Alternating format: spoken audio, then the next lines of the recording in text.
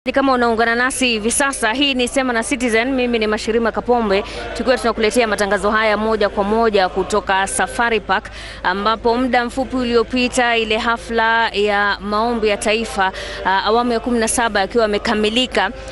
Lakini kuna mengi ambayo yamesemwa. Nadhani nitawapatia wageni wangu hii leo nafasi tu ya kueleza yale ambayo yamewagusa, yaliyosemwa na wale ambao wametoa hotuba hii leo. Lakini mbali na hayo, tutakuwa tunazungumzia mada ya hii leo, ambapo tunazamia swala la mauaji haswa ya wanawake, na ni swala ambalo limekuwa likiibuka mara kwa mara, wengi wakijiuliza kama yalikuwa yanatokea awali, ni kuwa yalikuwa haripotiwi, ama ni nini ambacho kinafanya sasa hivi kuna visa vingi vya wanawake kuuawa, iwe ni na wapenzi wao ama iwe ni na jamaa zao. Na ili kuweza kukueleza tu wale wageni ambao tuko nao hii leo, tuko naye Rachel Shebesh, mheshimiwa ambaye ndio CAS katika Wizara ya Vijana pamoja na Utumishi wa Umma. Pia tuko naye Ann Mvurya ambaye ni mwenyekiti wa chama cha wanafunzi katika chuo kikuu cha Nairobi, naye Gladys Wanga ambaye ni mwakilishi wa kike kutoka kaunti ya Homa Bay. Asanteni sana kwa kuungana nasi leo. Utakumbuka kuwa hawa viongozi ni miongoni mwa viongozi wa kike ambao wako katika ile vuguvugu ya Embrace, ambapo wamekuwa wakielekea katika maeneo mbalimbali kuzungumzia masuala mbalimbali yanayosibu Kenya. Walipoanza walikuwa wanazungumzia masuala ya uwiano, lakini sasa hivi wanazungumzia hili swala la mauaji ya wanawake. Asanteni sana kwa kuungana nasi. Kabla ya kuingia katika mada yetu ya hii leo, nikaanza na wewe Madam Shebesh. Kuna mengi ambayo yamesemwa katika hafla hii ya maombi. Ni nini ambacho kimekugusa wewe? Mimi nimechanganyikiwa. Tukienda kumaliza nimechanganyikiwa. Kwa nini? Tulipoanza ilikuwa obvious kwamba tunasema Kenya mpya.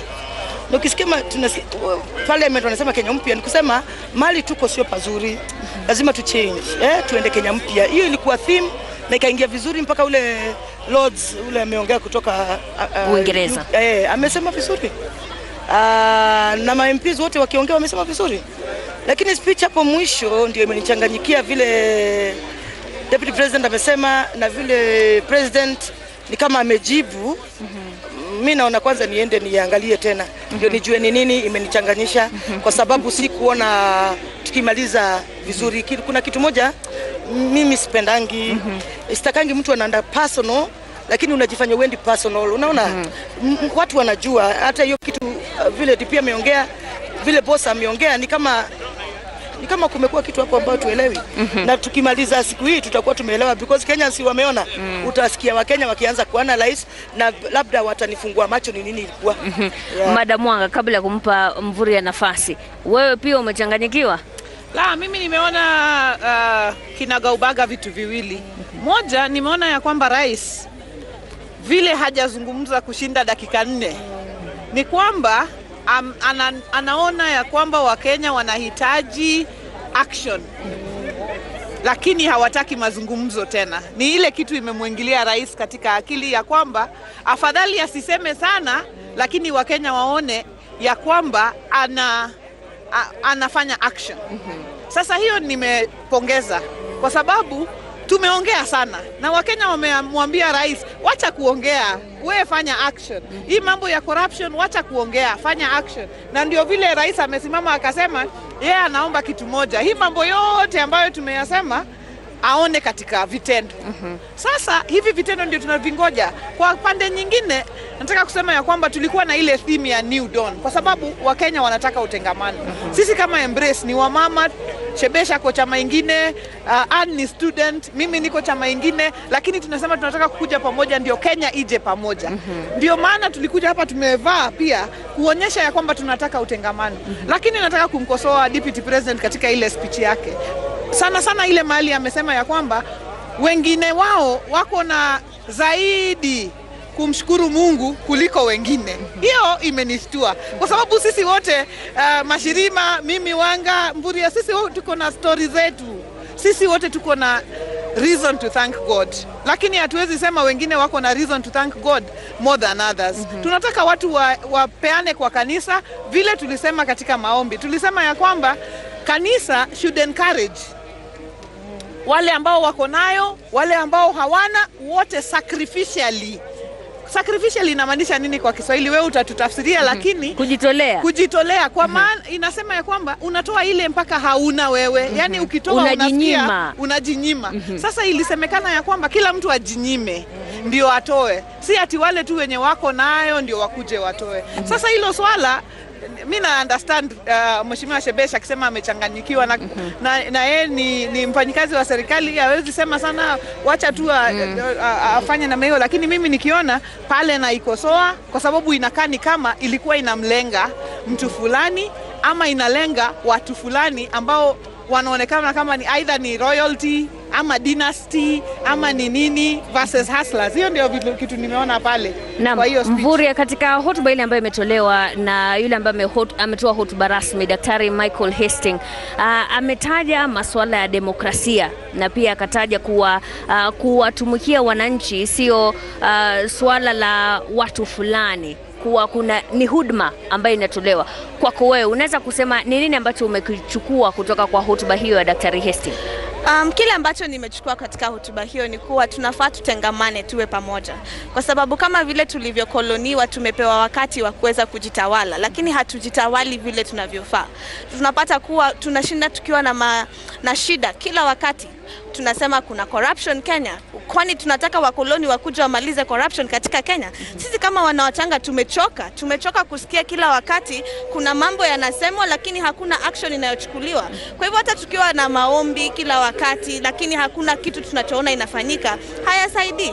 Tunasema pia kanisa pia imefail kabisa katika kuleta utengamano katika Kenya. Kwa sababu hao ndio ambao wanafaa kuwa the moral compass ya Kenya. Lakini hawazungumzi wakati tunaposema kuna corruption, hawazungumzi wakati ambapo tunasema kuna wanawake ambao wanauliwa, wakati kuna mambo yanayo affect wa Kenya hawazungumzi. Kwa hivyo mimi ningependa kusema ni vizuri tuombe, lakini pia after kuomba ni nini inafanyika? Tusikuwe na kila mwaka tunakuja tunaomba alafu mwaka mzima watu wanalia. Wakenya tumelia sana, ni wakati tuache kulia. Naam. Tukiingia sasa katika mada yetu ya hii leo kuhusiana na haya mauaji ambayo tumekuwa tukiyaona yakitokea mara kwa mara katika taifa hili, haswa mauaji ya wanawake. Leo hii najua kuwa nini kama vuguvugu mko na hafla ambayo itakuwa inafanyika jioni. Ni kwa nini mmeona kuwa kuna haja ya kuzungumza zaidi kuhusiana na swala hili? Shebesh. Kwa sababu kwanza sisi ni viongozi, na ukipatiwa uongozi ukose kutimiza hiyo uongozi, umedanganya Wakenya na umechukua power ya Wakenya ambao wamekupatia na uitumii na ni kama unadharau. Kwa hivyo mimi kwanza niseme nafurahia sana hawa mama ambao tumeshikana wanaitwa Embrace. Wamama wa bunge, wamama wa university students kama huyu, wamama wa sekta zote ambao walisema tuanze kushikana kama wamama, tuende mbele, tusikize mwito ya president na former prime minister. Tulianza na kusupport hiyo handshake, lakini beyond handshake pia kuna mambo mingi sana, na ni kama hii sasa story tunaongea. Kwa hivyo ukiona wamama wameanza kushikana, mambo mingi tutatatua. Sisi kama serikali nakwambia tuko, na nilisema juzi pia na leo bado nitasema jioni, tuko frustrated, lakini tufai kusema hivyo kama serikali. Serikali inafaa kuwa na mipangilio ya kusaidia mambo hii. Kwa hivyo sisi kama ministry ambayo tunasimamia mambo ya wamama na wasichana na youth, nikwambie kwamba tumeweka mikakati, kwa sababu sisi ndio tunaenda bunge tukatengeneza policy, tukatengeneza laws, na tukaweka mpaka mikakati, mpaka mahospitali tumeweka gender recovery centers na nini, lakini hiyo kazi yote tukifanya implementation yake ni nani? So tumeshikana na Ministry of Interior. Hata leo jioni cabinet minister wa Interior Matiang'i atakuwa. Na Matiang'i anakuja na wale wamesimamia polisi, Inspector General, DPP, DCI, ndio tuanze kuongea conversation moja. Alafu kwa judiciary, because hapo pia ndio shida. Pia tunajua kuna Supreme Court Judge Njoki Ndong'o ambaye atakuwa. Sasa ukishikanisha sisi wote, alafu ushikanishe wamama wa bunge na leaders, tutapata suluhisho. It is sad kwamba hawa wasichana kufa kwao ndio imefanya tuamke. It is very sad. Na Mvurya, kwa upande wako ni kuwa hivi visa vinaanza kutokea sasa hivi ama vimekuwa vikitokea mbeleni lakini haviripotiwi? Ningependa kusema kuwa mbeleni kwa reporting haikuwa kama wakati wa sahu kwa sababu kuna social media inayo spread vitu haraka.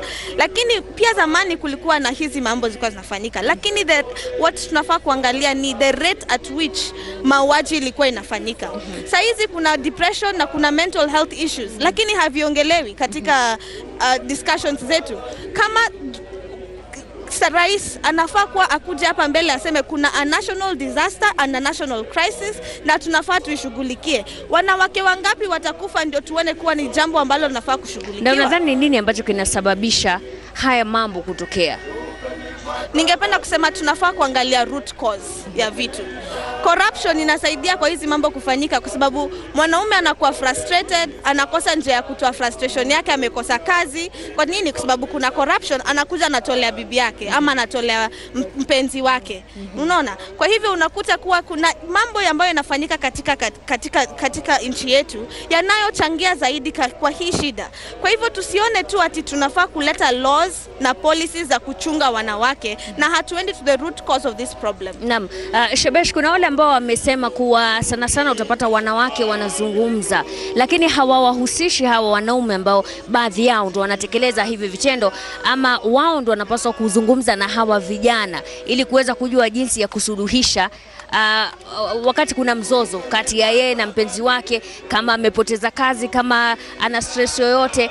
Hilo jambo unalichukuliaje? Nataka niseme ya kwamba lazima tuhusishe wanaume katika hii debate. Si debate ya wanawake peke yao. Sisi kama wanawake tunakuja tu pamoja ndio tutoe sauti ya kwamba hili ni jambo ambalo linafaa kushughulikiwa. Leo tukivaa hivi, leo tukienda pale katika vigil ni kuleta platform. Ndio watu waseme kuna shida hapa. Lakini si kusema wanawake peke yao wanaweza solve hii problem. Hapana, hata pale tukiwa kwa vigil tutakuwa na male champions ambayo watazungumza. Lazima tuongee na vijana wetu. What are we teaching our boys? Lazima tujiulize sisi kama wazazi. Vijana wetu tunawafunza aje? Tunawafunza confidence. Ya kwamba uwe na pesa, usiwe na pesa, wewe bado ni mwanaume na bado unaweza ishi. Uwe na kazi, usiwe na kazi, bado wewe, wapate confidence beyond material things. Na Jumanne kama Embrace mlikuwa mmeuliza maswali kuhusiana na nikana kwamba serikali iko kimya sana kwa swala hili. Wewe ni mbunge, Shebesh yeye yuko ndani ya serikali. Unahisi wanaweza kufanya nini?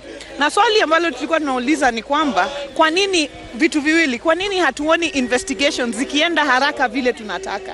Kwa nini hatuoni kwamba zile reporting structures zikuwe zina encourage watu kureport? Si kifo tu. Mashirima, unajua mtu afike mahali anaua, kuna signs. Signs ni violence. Kwanza ni kutwangwa, mwishowe unauawa. Lakini mimi nikitwangwa, niko na mahali katika police station ambayo naweza kwenda kuripoti. Na hiyo ndio Mheshimiwa Shebesh alikuwa anasema siku ile gender desk ambazo zilikuwa katika police station zinakuwa manned na wale polisi, labda ndio wanako on disciplinary action. Sasa kama hatuna hizi reporting structures, alafu investigations, alafu mwishowe ni justice system. Unajua wazungu wanasema justice delayed is justice denied. Ya kwamba ukikaa sana kotini mambo yako haijakuwa resolved, ni kama wewe haujapewa justice at all. Unajua mwanzoni tulikuwa na election petition cases. Election petitions zilikuwa zinachukua miaka 4.5. Sasa wewe uko bunge, mtu amekupetition, inakuwa resolved 4.5 years later. Na wewe unarudi election. Ilikuwa justice denied. Tukatengeneza sheria tukasema election petition within 6 months High Court imemalizana nayo. Ukienda appeal another 6 months. Court of Appeal imemalizana nayo. Ukienda Supreme Court another 6 months Supreme Court imemalizana nayo. So hiyo ndio sheria inafaa tulete katika gender based violence. Mheshimiwa Shebesh, unaona ni muda gani ambao unapaswa kuchukuliwa kusuluhisha kesi kama hizi za mauaji, ubakaji na mambo kama hayo? Hata mwezi moja, miezi 2 maximum, because unaona huyo mama ambaye ama msichana ambaye amepigwa kwa ICU ama amekufa hana justice mpaka siku ile hii kesi itaisha. Number 2, vile tu Gladys anasema, ukienda kotini saa hii na hapo ndio tuko na shida. Do you know, kupiga mama mpaka ako ICU unapewa bail. Ile kitu inatumaliza kwa hizi cases ni bailable offense ambayo haifai kuwa. Sasa kama mtu anajua hata akipiga bibi yake mara 10 ataenda atoe bail atoke, atawacha kupiga bibi yake, atawacha hiyo tabia. So sisi tunasema vile Gladys anasema ifupishwe time, hata tufunguliwe a special court. Unajua kuna special court mpaka ya watoto. Kwa nini haiwezi kuwa special court ya GBV, ya gender based violence? Because mahali tumefika imekuwa crisis. Nataka tu kusema kitu kingine Mvuri amesema hapa na niongee openly. Because tumekuwa tukitaka kuongea kitu openly. Amesema kuna depression, ni kweli. Amesema kuna mental health issues, ni kweli. Lakini Kenya hii ukisema uko na shida ya mental health ama depression, watu wewe ni muenda wachana na iko na stigma. Mimi nimesema mara mingi kwa TV, acha nirudie. Mimi niko na mental health issue called bipolar. Mimi naingia mpaka kwa depression. Lakini kuna madaktari, kuna ways to get out. Mpaka siku ile nilijua kuna way my life is normal. Mpaka sasa niko hapa normal. That means huyo msichana ana lose hope. Huyu mwanaume ana lose hope. Sisi there is a way at in the health sector tunafaa kupush. Kama sisi ndio in charge of public service, ni kweli? Ndio. Kama ministry yetu led by Professor Kobia, tume advertise counselors to every ministry, mpaka kwa police tunataka kupeleka counselors, because ukiangalia public servants wengi ndio wanajua wanaua mabibi. Polisi utapata uende sijui wapi, it is sad. So tunaongeza counselors because umekuja kujua this country is depressed. Na mimi nikwambia wale watu wako na mental health issues Kenya hii ambao tunataka kuongea ni wengi. So mimi naongea kama waziri na naongea kama leader. But most of all kama mama, kama bibi, nawaambia depression is real lakini iko na cure. Yes. Naam, Mvurya, Mheshimiwa Gladys hapo alikuwa ametaja kuwa kuna zile ishara ambazo watu wanaona. Wewe kama kiongozi katika chuo kikuu, kuna wasichana ambao unaona kuwa kuna hali fulani ambao wako wanahatarisha maisha yao? Ningependa kusema kuwa tumeishi katika nchi ambayo ukienda kusema mambo ya bedroom matters wanasema hapana, hiyo usiseme. Hiyo ni ya enda kwa wazazi uende ukansoliwe. Kama mwanamke kusema bwanangu ananithulumu, unaambiwa hapana, rudi kwa mamako akufunza, hata yeye alikuwa anachapwa wakati wao. Sasa tumekuwa tukisuppress hizi vitu. Sasa msichana analelewa katika maisha ambayo anaona mama yake anachapwa. Akienda university apate mchumba, pia huyo mchumba anamchapa. Anashindwa kurudi kwa ule mama yake ambaye hangeweza kusema kitu katika familia yao. Kwa hivyo tunakuta kuwa wanafunzi wanapata these issues lakini wanashindwa kuongea. Na tumeanzisha a program ya kuwa speak out. It is time to speak out, because if you do not speak out, maisha yako yako hatarini. Kwa sababu inaanzaga polepole, atakuwa abuse kwa mdomo, atakuja akuchape, siku nyingine akufungie kwa room, akuchome labda na kitu, alafu next thing atakuwa amekuwa. Alafu ndo sasa tutasema kuna crisis. Lakini before to solve the crisis, let's go to the root problem. One, educate these young people and educate pia watu wakubwa kuwa ukiona kuna shida, speak out, usiogope. Nimefurahi sana juzi niliona Red Cross wametoa 24/7 counseling. Na kuna hotline numbers unaweza piga at whatever time and it's anonymous. Kwa hivyo ningependa kuambia watu kuna these avenues, wacha wachukue hizi avenues, ndio tusikuje kusema kuna watu wanauliwa. One life is too many. One life ni mingi sana. Naam, Madam Wanga, Mheshimiwa Wanga kunradhi. Kuna masuala ambayo yanajitokeza sana wakati wa kusuluhisha mambo kama haya. Kuna wale watu ambao watasema ingekuwa ni enzi za zamani, wazee waje wakae na wasuluhishe. Haya mambo yatasuluhishwa kwa urahisi kuliko sasa hivi ambapo kuna ule muda ambao unaangaziwa katika idara ya mahakama. Je, wazee wale wa kitamaduni wanahusishwa katika hili vuguvugu lenu? Wazee lazima wakuje kabla ya vitendo. Baada ya vitendo wachana na mambo ya wazee. Kuna sheria. Na hiyo ni shida inatupata mashirima. Unapata ya kwamba msichana amedhulumiwa. Anadhulumiwa repeatedly, labda na uncle wake. Anaenda kuripoti. Wewe kama kiongozi ama yule polisi anaenda anakamata yule jamaa. Mama anarudi anamwambia hapana, tuje tusuluhishe kama jamii. Jamii iingilie kabla ya kitendo. Tuseme kwamba kama kuna dalili za dhulma ama kama kunaonekana ya kwamba inaweza kutokea, wazee wakae chini, wamama wakae chini, kanisa ikae chini, tutumie zile social structures zetu kujaribu kuepusha hizi.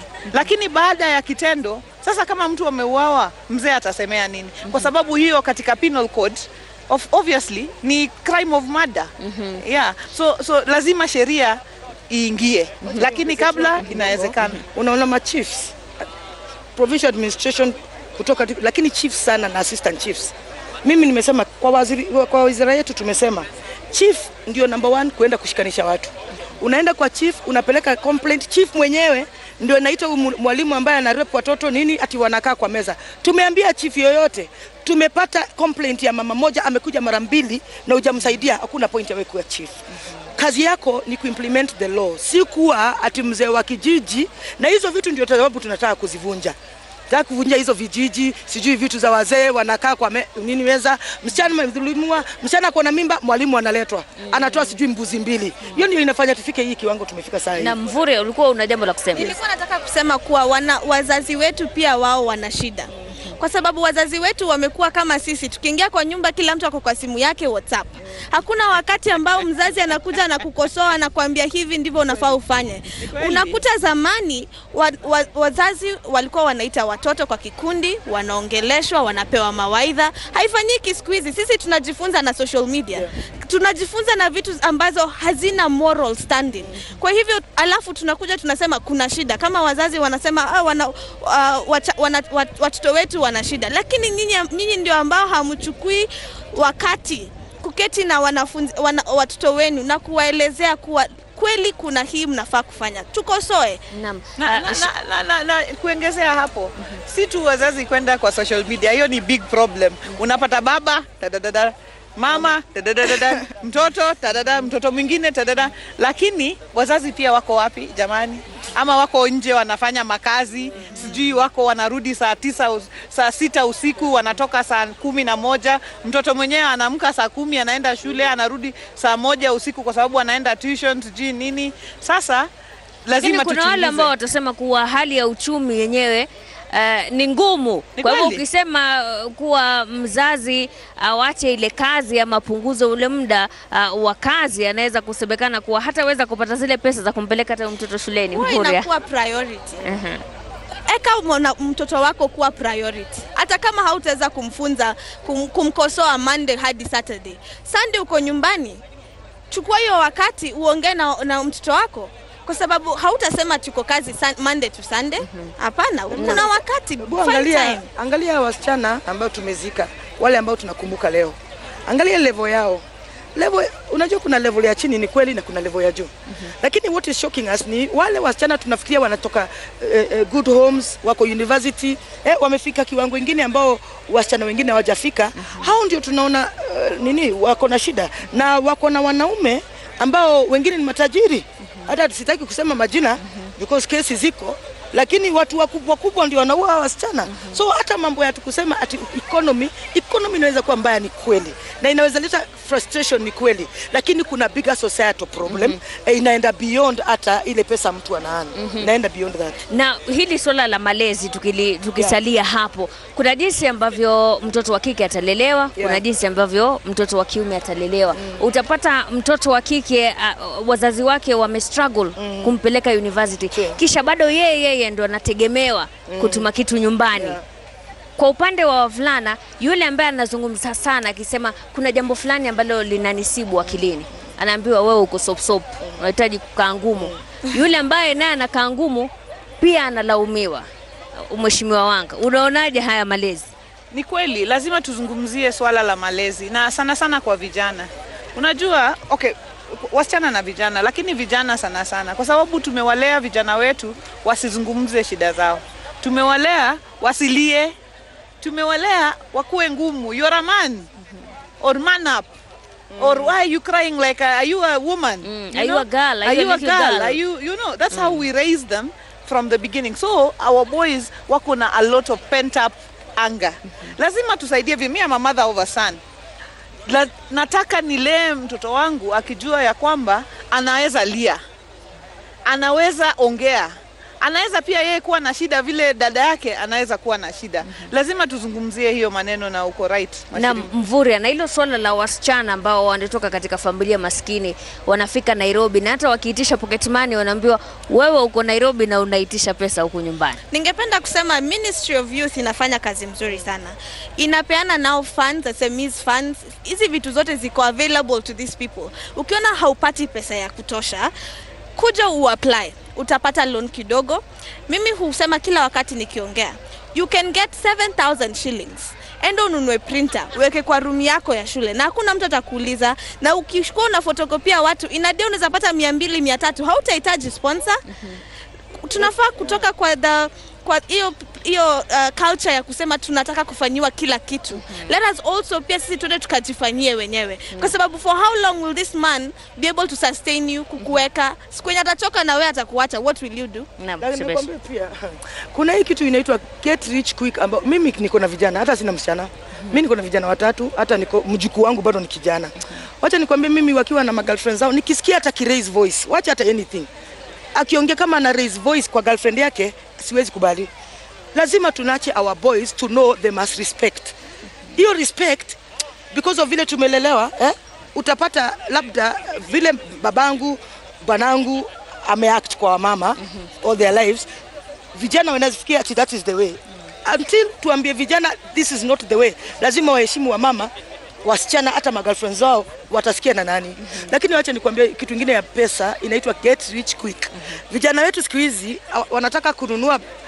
Kuna example imepeanwa leo na deputy president, ati ule ako na baiskeli sijui anunue tuktuk, ule ako na tuktuk sijui nini. Wacha nikwambie, wanataka kutoka baiskeli to V8. Hapo ndio watoto watu wako, na examples wamepewa na wale watu wanaona mbele yao. Wakiona huyu mtu juzi alikuwa tu nini hustler, leo ni billionaire. Hii kazi mimi siwezi fanya hapa katikati, wacha mimi niruke hapa. Na hiyo pia ndio inafanya vijana wetu wawe frustrated. Wanaona watu wengine wako na pesa mingi wanashindwa na sisi, mimi ni nini nimefanya? So in the process ya kutafuta hiyo pesa ifike haraka, anaona kama msichana wake anaweza chukuliwa na ule wako na pesa. So wanaanza vita, they don't trust each other. Eventually inafanyika vile ilifanyika kama ule msichana wa university gani yule Eldoret. Anaenda kumaliza medicine surely 7 years na wamekuwa pamoja na huyo boyfriend yake sijui miaka ngapi.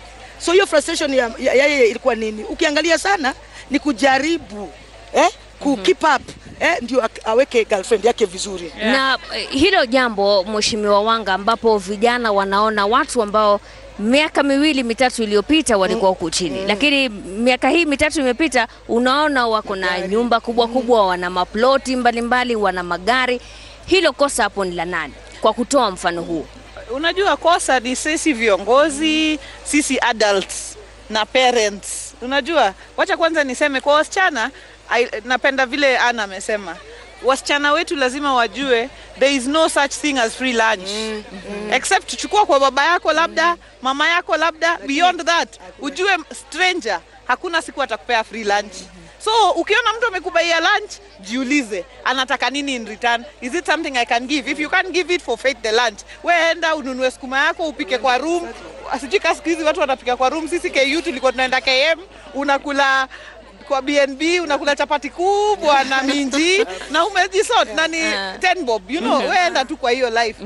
There is no such thing as free lunch. But secondly, coming back to your question, kosa hapo ni yetu kama society. And it was raised at first kwamba hizi vitu tukiangalia root cause, sana alisema inaenda kwa corruption. Inaenda kwa corruption. Corruption apart from kwamba ina deny watu wetu jobs and so on, corruption pia inaweka watoto wetu wanaona nini? Mimi nilikuwa juzi na huyu jamaa, tulikwenda primo pamoja, tukaenda high school pamoja, hata mtihani ya kupita vizuri.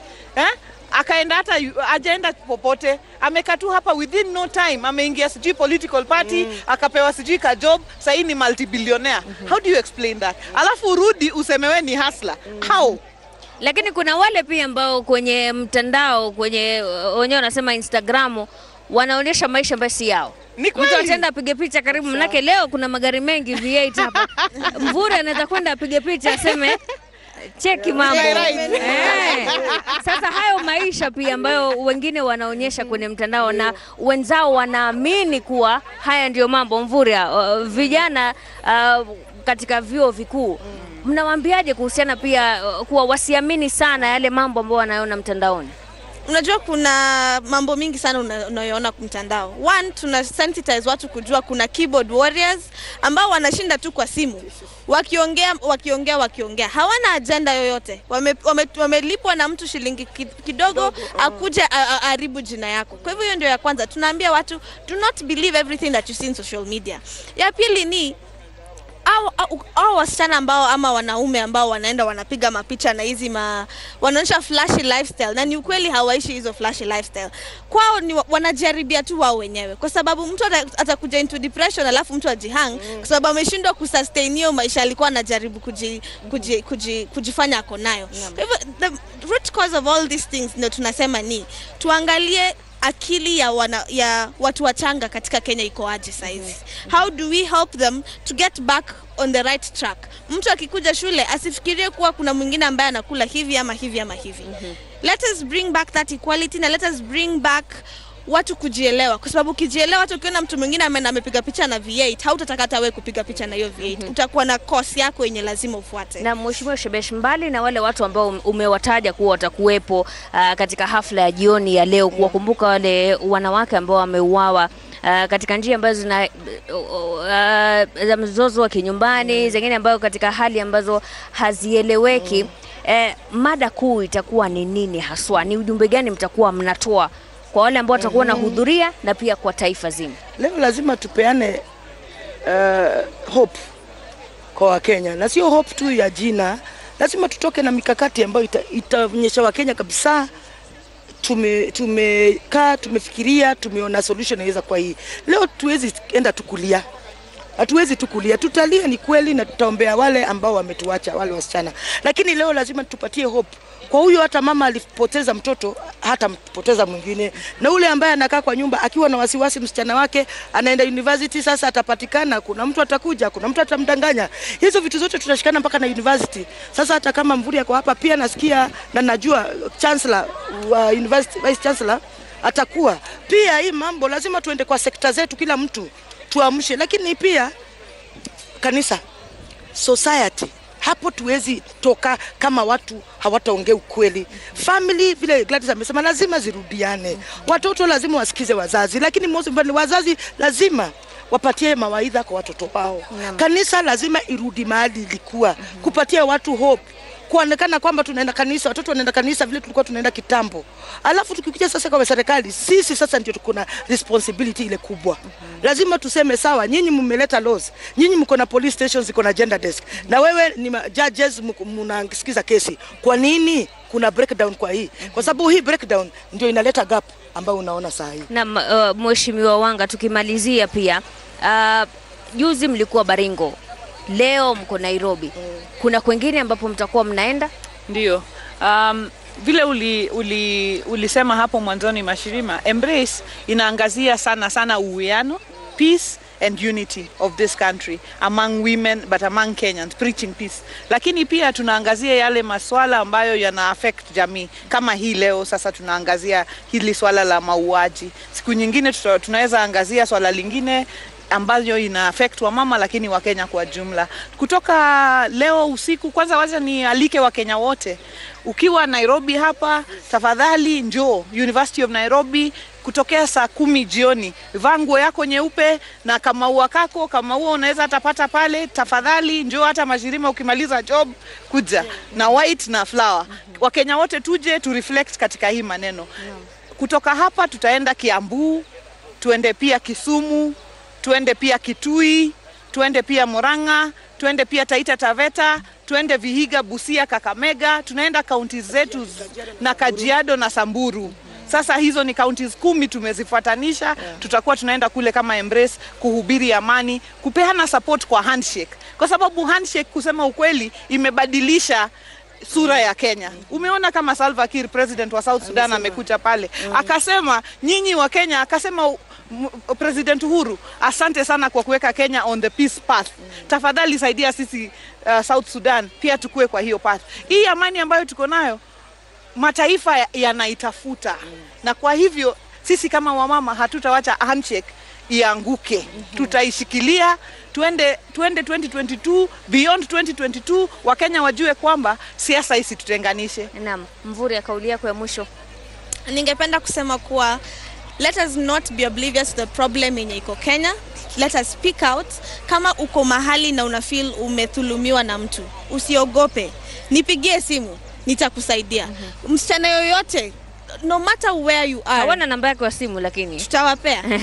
No matter where you are, Kenya, tuongeleshe kwa sababu tuko hapa ndio tusikuwe na hizi problems anymore. To speak peace, let's speak unity so that even our economy can grow. Whenever there's no peace, there's nothing that can happen in Kenya. We'll continue saying there's corruption, we'll continue saying there's no jobs, but it's because hakuna amani, na amani sio amani tu ya kusema kuna amani. Amani pia ni kuwa hakuna mtu anayeuliwa na mtu yeyote. Naam, asante sana Anne Mvurya ambaye ni mwenyekiti wa chama cha wanafunzi katika chuo kikuu cha Nairobi, Rachel Shebesh ambaye ni CAS katika wizara ya vijana.